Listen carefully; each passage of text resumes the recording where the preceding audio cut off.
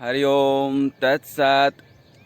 आज बात करेंगे ट्रायोलॉजी ऑफ लाइफ के अंदर कि इस समाज में और ख़ास करके भारतीय समाज या इस राष्ट्र में ज्ञानचंद और रायचंद की तो बहुत आयत है। ये दो चंद बहुत मिलते हैं। चंद लम्हे में आपको ये रायचंद और ज्ञानचंद मिल जाएंगे। कमी किस चीज़ की है? तो कमी है कर्मचंद की। चंद लम्हे में आपको कोई ज़रूरत पड़ी और आप जो है किसी से सलाह मांगें, जिसके पास जीवन का, हालांकि जीवन में हमेशा किसी अच्छे व्यक्ति विशेष की सलाह की ज़रूरत पड़ती है। हमें कोई तन रोग या मन रोग होता है तो हम डॉक्टर के पास जाते हैं या गुरु के पास जाते हैं, किसी साइकोलॉजिस्ट के पास जाते हैं। तो वस्तुतः करने क्या जाते हैं? हम सलाह ही तो मांगने जाते हैं। एक सलाह है कि फ्री में मिल जाता है, जिसकी कोई कीमत नहीं होती है, लेकिन कई बार मुफ्त के सलाह की कीमत बहुत चुकानी पड़ती है। क्या होता है, कई बार तबीयत खराब होती है, कोई सलाह दे दिया कि फलाना दवा खा लो और डॉक्टर से दिखाए बिना मुफ्त का सलाह मिला ना, मुफ्त का सलाह मिला, गए दवा खरीदे और खा लिए, और कई बार तबीयत और बिगड़ जाती है। तो मुफ्त का सलाह जो है ठीक ऐसे ही होता है। लेकिन आप उसी सलाह के लिए डॉक्टर के पास भी जाते हैं। डॉक्टर भी क्या करता है, आपकी जो बात आपने दूसरे को सुनाया था वही बात वह भी सुनता है और वो भी वही सलाह देता है, लेकिन उसका वो 500-1000 रुपये लेता है आपसे। तो उस सलाह की कीमत होती है, तो उस सलाह से आपका तबीयत ठीक हो जाता है। आप देखिए भारत में क्या होता है कि कोई तबीयत खराब हुआ तो 20 लोग, एक बार मेरा कमर दर्द होना शुरू हुआ तो अनेकों लोग जो है निदान बताए, जो देखिए वही सलाह दे दिया कि ये योगा कीजिए, ऐसे कर लीजिए, वैसे। पता किसी को नहीं है, लेकिन हर आदमी सलाह दे रहा है। अब गलती अपनी हो जाती है कि अपन ऐसे लोगों से, ऐसे अल्पज्ञ लोगों से अपन राय या विचार विमर्श करते हैं। तो इस देश में एक बड़ी विडंबना है कि ये रायचंद बहुतायत में मिलते हैं, और इस रायचंद में 90% जो है फर्जी रहते हैं, जिनके पास अपने जीवन का कोई अनुभव ही नहीं होता है। सलाह कौन दे सकता है? जिसको या तो ज्ञान है या अनुभव है। तो न ज्ञान है न अनुभव है, लेकिन राय जरूर देते हैं। राय देंगे, लेकिन आप बोल दीजिए कि आप राय मत दो, 10,000 रुपये की ज़रूरत है वो दे दो, उसमें सब पीछे हट जाएंगे। उसी तरह से ज्ञानचंद, आज समाज की बहुत बड़ी विडंबना है कि लोग पढ़ते नहीं हैं। किताबें पढ़नी जो है कम हो गई है। मोबाइल, सोशल मीडिया पर अनेक चीज़ उपलब्ध है, लेकिन इसमें भी बहुत सारी अच्छी चीज़ें हैं, लेकिन अच्छी चीज़ें बहुत कम लोग देखते हैं। बहुत कम लोग, जैसे हमारी ही वीडियो देखिए, बहुत कम लोग देखते हैं। कई बार प्रश्न आता है कि सर आप वीडियो तो बहुत अच्छा बनाते हैं, लेकिन इसके व्यूअर कम है। तो समाज में श्री कृष्ण भगवान गीता में भी यही कहते हैं कि हजारों में कोई एक जिज्ञासु बनने का प्रयत्न करता है, और उन हजारों जिज्ञासुओं में कोई एक मुझे जान पाता है। तो आप देखिए रेशियो कितना कम है, अनुपात कितना कम है, हजारों में कोई एक।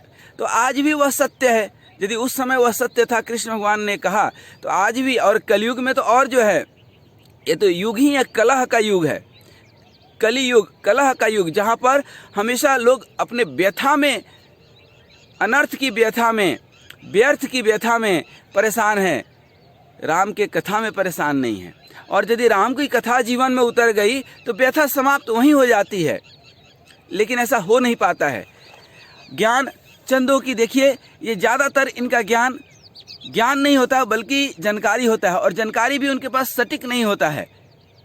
कहीं किसी से सुन लेंगे, सोशल मीडिया पर अनर्गल आजकल चीज़ें आती रहती हैं, उसको देख लेंगे, और विषय वासना के बारे में ज़्यादा उनको जानकारी रहती है। ज्ञान नहीं रहता है, जानकारी रहता है। ओशो के बारे में कुछ बोल देंगे, रामदेव के बारे में कुछ बोल देंगे, बड़े बड़े संतों के बारे में कुछ भी अपनी विचार रख देंगे। जिनका खुद कोई विचार नहीं है वो दूसरे में विचार रख देंगे। और आजकल तो और मोनोपोली चली है, कोई गांधीवादी हो गया, कोई अंबेडकरवादी हो गया, कोई बुद्धवादी हो गया, कोई समाजवादी हो गया। तो सब दिग्भ्रमित हो गए। लेकिन वस्तुतः जिसके पास ज्ञान हो जाए, किताब पढ़े, शास्त्र पढ़े, लोगों के और बड़े बड़े दार्शनिकों के अनुभव पढ़े, तो कहीं कोई कहें तो विभाजन है ही नहीं, कोई विभाजित नहीं है। वस्तुतः ये सब हैं तो एक ही। लेकिन होता क्या है कि जब हम किसी के विचार से ढक जाते हैं, लगता है कि इसी का विचार सही है, बाद बाकी सब गलत है, उस समय परेशानी शुरू होती है। क्या परेशानी शुरू होती है कि हमें लगता है कि गांधीवाद अर्थात गांधी ही सही थे, बाद बाकी सब गलत था। फिर धीरे धीरे ये विचार बन जाता है कि मैं ही सही हूँ, बाद बाकी सब गलत हैं। मैं सही हूँ ये अच्छी बात है, लेकिन दूसरे भी सही हो सकते हैं। मैं सही हूँ लेकिन मैं ही सही हूँ ये गलत है। और आजकल यही ज़्यादातर, आप जाइए कोर्ट में 99% केस तो सिर्फ इसी के चल रहे हैं ना कि मैं ही सही हूँ, सामने वाला गलत है। जबकि हम ध्यान दें तो जज यही काम करता है कि भाई तुम सही हो सकते हो, लेकिन वो भी सही हो सकता है। दोनों पक्ष को सुनता है और फिर सुना देता है, और उसी में वो 10 साल लगा देता है, तारीख पे तारीख दे करके लोगों की जेब खाली कर लेता है। और तब होता है कि चलो। तो कहने का मतलब मेरा सिर्फ इतना था कि ऑथेंटिक ज्ञान, जो सही ज्ञान है, जो प्रमाणिक ज्ञान है, उस पर हम टिके। हम कहीं भी अनर्गल चीज़ों को न पढ़ें, कहीं भी किसी भी किताब को हम न खरीद लें, और किसी भी तरह के सोशल मीडिया के चंगुल में न फंस जाएं। तीसरी बात आती है कर्मचंद की। कर्म प्रधान विश्व करि राखा, जो जस करई तस फल चाखा। कर्मण्येवाधिकारस्तु मा फलेषु कदाचन, माँ कर्म फल हेतुर्भूमा ते संगस्त्व कर्मणि। अर्थात इस समाज में पहले भी आज भी कर्म ही प्रधान है, और आपके कर्म से ही आप जाने जाएंगे। ये रायचंद और ज्ञानचंद, इन दोनों का कहीं समाज में नाम नहीं होता है। नाम होता है कर्मचंद की, कि आप कर्म क्या करते हैं। कर्म से काम ही आपका नाम रोशन करता है। काम में राम भी हो सकता है, रम भी हो सकते हैं। तो आपके काम में क्या है, आप किस तरह की परोपकाराय धर्मस्य मूलम, परोपकार करते हैं, किसी के ऊपर दया करते हैं, करने योग्य कर्तव्य कर्म करके आप 2 पैसा कमाते हैं, फिर अपने परिवार को, अपने समाज को, अपने राष्ट्र को कुछ देते हैं। तो यह एक हुआ सत्कर्म। आज लोग भारत में खास करके ऐसे एक समाज, मुफ्तखोर समाज हो गई है कि जिसको अनर्गल का ज्ञान देना है, अनर्गल का सलाह देना है, और कर्म कुछ नहीं करना है। ये मुफ्तखोर समाज इसको बोलते हैं। ये विडंबना है हमारे संविधान की। संविधान में सारी चीज़ें अच्छी होकर के भी एक चीज़ इतनी गलत हो गई कि पूरे संविधान को गलत साबित करने के लिए यह काफ़ी है। अयोग्य लोग हर योग्य पद पर बैठ गए। लोगों को हमारे शास्त्रों ने कर्म के आधार पर वर्ण बांटे कि जो पठन पाठन का काम करेगा वो ब्राह्मण है, जो समाज हित का काम करेगा, राष्ट्र हित का काम करेगा वो ब्राह्मण है, जो राष्ट्र की रक्षा का काम करेगा जैसे हमारे सैनिक हैं वह क्षत्रिय हो गए, जो व्यापारी वर्ग है वह हमारा वैश्य हो गया, और जो श्रमिक वर्ग है, जो नौकरी चाकरी वाले लोग हैं, मालिक तो नहीं है ना, अब कितने भी बड़े नौकरी करते हो, हैं तो नौकर ही, तो ये नौकरी वाले लोग श्रमिक वर्ग कहलाते हैं, और इनको हम लोग शास्त्रों में शूद्र कहते हैं। तो कोई छोटा नहीं है, कोई बड़ा नहीं है, सबकी अपनी अपनी महत्ता है, अपना अपना महत्व है। लेकिन संविधान ने हम लोगों को उस वर्ण विशेष से निकाल करके जाति विशेष में बांट दिया, और समाज में एक द्वेष फैला दिया। और ये द्वेष इतना फैल गया कि अब कुछ लोग संविधान का गलत फ़ायदा उठा करके कर्म करने में विश्वास ही नहीं रखते हैं कि उनको मुफ्त में सब चीज़ें मिल जाता है।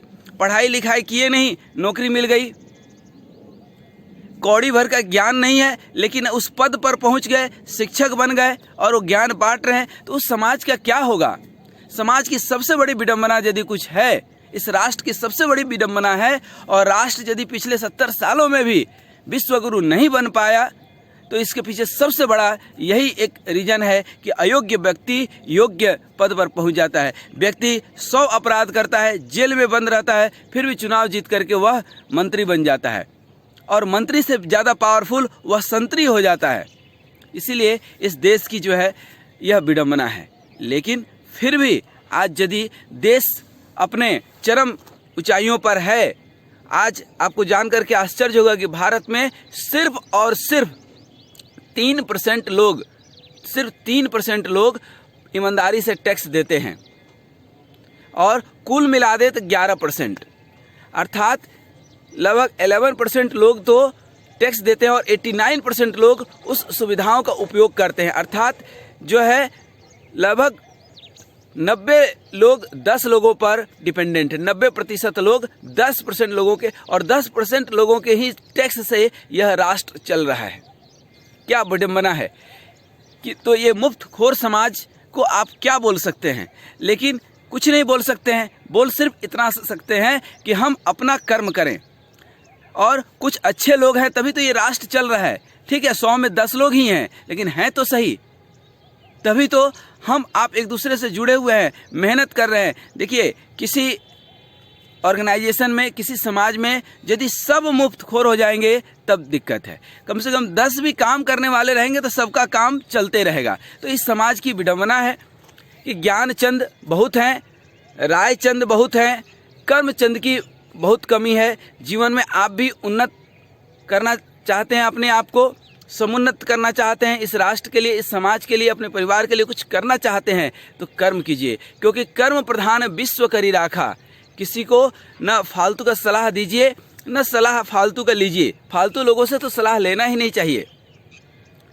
सलाह ही लेना है तो आप कीमत चुकाइए। किसी वकील के पास आप जाते हैं, वो मुफ्त का सलाह नहीं देगा, और जो मुफ्त का सलाह देता है उसकी कीमत आपको बहुत चुकानी पड़ती है। भले तत्काल न चुकाना पड़े, लेकिन बाद में बहुत कीमत चुकानी पड़ सकती है। तो आप किसी अच्छे विशेषज्ञ से, विषय के जानकार से आप राय लेंगे तो वह आपसे उसका कीमत लेगा। और जहाँ राय मुफ्त मिलती है वहाँ ज़्यादातर चांस ऐसा है कि वह राय या सलाह आपके काम आने वाला नहीं है। कुछ लोगों की आदत ही होती है कि सहानुभूति लेने की, एक दूसरे से सलाह लेने की, तो ऐसे लोग हमेशा दिग्भ्रमित रहते हैं। बाहर से बहुत ऐसे आज यूट्यूब पे और इतने सारे चैनल पर मोटिवेशनल स्पीकर जो खुद डीमोटिवेटेड है और दूसरे को मोटिवेट करने में लगा हुआ है, अर्थात तो पैसा कमाने में लगा हुआ है। और हम लोग ऐसे बेवकूफ़ हैं कि दूसरे का मोटिवेशनल चीज़ें सुनते रहते हैं। भाई, खुद से स्व प्रेरणा नहीं आएगा ना, सेल्फ मोटिवेशन नहीं आएगा जीवन में, तो दूसरे का बाहर से मोटिवेशन सुन करके कुछ नहीं होना है। बाहर से कितना भी क्रीम पोत लीजिए, लेकिन अंदर यदि आप स्वस्थ नहीं है ना तो सुंदरता चमकेगी नहीं, मुंह लटके ही रहेगी। इसलिए कोशिश कीजिए स्व प्रेरणा, अंदर में एक जो है जोश जगे। अंडा देखते हैं ना, अंडा में जितनी ताकत आप ऊपर से लगाते हैं और वो टूट जाता है, बर्बाद हो जाता है। ठीक उतना ही ताकत यदि अंदर से लग जाए ना तो आबाद हो जाता है, चूजा बन करके निकल जाता है। ठीक उसी तरह से जीवन के भी यह है, स्व प्रेरणा। अंदर से जब सेल्फ मोटिवेशन होगा ना तो आप जो है निखरेंगे, और बाहर से जब प्रेशर बनेगा ना, बाहर से जब मोटिवेशन लेंगे ना तो आप बिखरेंगे। अब ऑप्शन आपके हाथ में है कि निखरना है कि बिखरना है। तो निखरने का आपको हमने 3 सूत्र आज दिए। क्या? ज्ञान चंद नहीं बनना है। जो जितना ज्ञानी होता है वह उतना ही कम बोलता है, झुक जाता है। विद्या ददाति विनयम, यदि विद्या है तो विनम्रता आनी ही चाहिए। हाँ, डिग्री आएगा, कॉलेज की डिग्री रहेगी तो ईगो आएगा, घमंड आएगा, लेकिन यदि विद्या आपको मिलेगा तो विनम्रता आएगी ही आएगी। राय मुफ्त में राय न लीजिए, नहीं ही दीजिए मुफ्त में राय। और कर्म प्रधान है, कर्म कीजिए, जीवन में अपने आप को उन्नति के मार्ग पर प्रशस्त कीजिए और सत्कर्म कीजिए, करने योग्य कर्तव्य कर्म कीजिए। ऐसा नहीं कि उटपटांग कुछ भी हम कर रहे हैं। आज यहीं तक, फिर हम लोग मिलेंगे। इस ज्ञानचंद, रायचंद और कर्मचंद की आज हम लोगों ने व्याख्या देखी। फिर किसी नए विशेष के साथ आपसे मिलेंगे। तब तक के लिए नमस्कार। आपका जीवन मंगलमय हो। धन्यवाद।